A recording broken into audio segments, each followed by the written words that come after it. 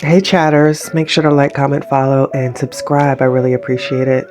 This one is personal for me, and I don't know, I'm so baffled as into how we've become so desensitized when it comes to these sorts of things. So in case you don't know, this week, 30-year-old Jordan Neely was placed in a chokehold this week on a New York City subway. He was held there for 15 minutes until he went limp, and his death is now being ruled a homicide. There's a long history of mental health issues when it comes to Jordan. And what was overlooked and what is overlooked, keep in mind, Jordan was 14 years old when his stepfather brutally murdered his mother. Family members close to Jordan states that from there, his health just kind of spiraled downhill. Extremely erratic behavior, violent outbursts, schizophrenic.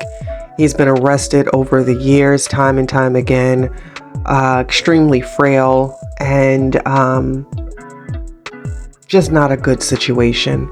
They've been turned away from hospitals on many occasions. He's told people that he's wanted to die.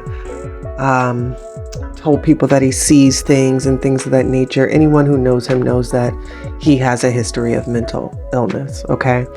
On the day that he was put in a chokehold, he was unarmed, but he was on the subway acting erratic, in which he was stating that he can't take this anymore. He's ready to die. His stomach is growling. He's hurting. And people, as most people in a New York City subway would do, as long as someone doesn't have a weapon, you kind of just move away. I'm from the tri-state area, so I get it. And it's personal to me because a lot of my friends still in the tri-state area, you get to know certain performers. So they've seen Jordan around train stations, but nonetheless, he was unarmed and just simply erratic. And this vigilante, the 24-year-old Marine vet, stepped in, saved the day, put him in a chokehold, and then on top of which, had assistance from other people. Now, if you've seen photos of Jordan, you've even seen him around, and as a Michael Jackson impersonator, he's not exactly on the thick side, so to say. Not to be laughing, I just couldn't find the word. This is someone who's extremely frail, and without having funds and was complaining how hungry he was. This is not someone that is physically fit, okay? So in my opinion, there's no need for that excessive force, especially considering as a Marine, the training that you are supposed to go to is supposed to be extremely extensive, like no other. You are trained to de-escalate just as you are trained to kill. And in that instance, you made a conscious effort to kill. He was no threat to you. And that's my issue. He was no threat to you. He was unarmed. And he did not physically assault anyone. These were just words. So here's why I'm bothered. One, insurance and healthcare in the United States has been an ongoing issue. I mean, let's just face it. I was without insurance before, and I had one of the worst toothaches that I ever had in my entire life, and no one would see me. And the only option was to get this back tooth removed for $400. That's it. Any other care, I was getting quotes such as $10,000, etc. That's just my personal experience. But going back to my one, there is no secret that we do have an issue with healthcare here in the United States. It is what it is. There's not any doctors available. Then you have to find a provider that takes your insurance. The cost a lot of the times expensive. Families have to pay extremely high amounts unless you're lucky enough to land yourself with a good company that has really great benefits. It's just an ongoing struggle when it comes to healthcare and insurance in the United States. And this is something that Jordan Neely could have benefited from had he been privileged enough to have the care or the funds to provide assistance for someone with those sorts of medical conditions. It's just an issue.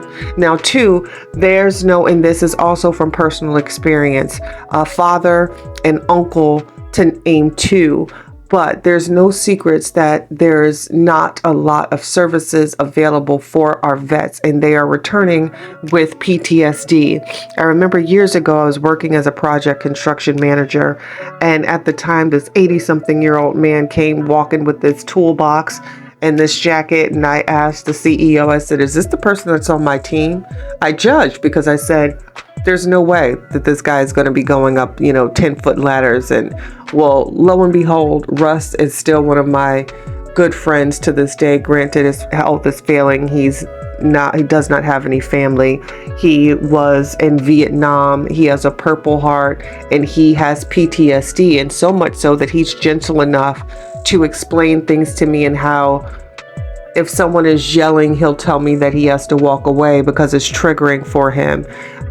When he shares stories of his time in Vietnam, it only can be when he wants to tell me. I can never ask. So these are things that this 90-something now year old man still battles with to this day. Now, I don't know the man that killed Jordan Neely, because let's just face it, that's what was done. They're protecting his name for whatever reason, but multiple people stated that he was not a threat.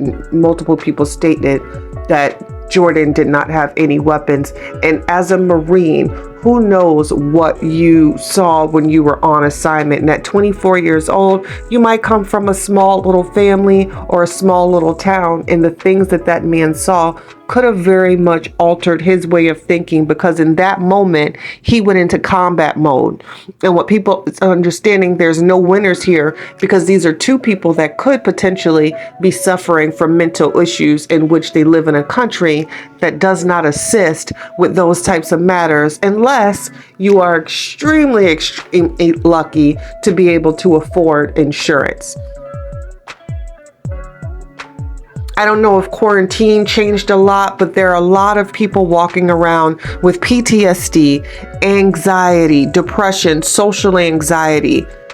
A lot of us have these things. I'm going to put a link to a podcast below for anyone to listen to if they need some assistance. But this isn't a case that should be taken lightly. And this is certainly one that should not be swept under the rug, because a 30-year-old man that suffered from mental abuse, that was turned away and arrested numerous times, was murdered as a result of that. And you had a 24-year-old Marine that in his mind, he had to fight and go in combat mode. So what is going on with the Marines that are returning, into which this is their mindset to attack?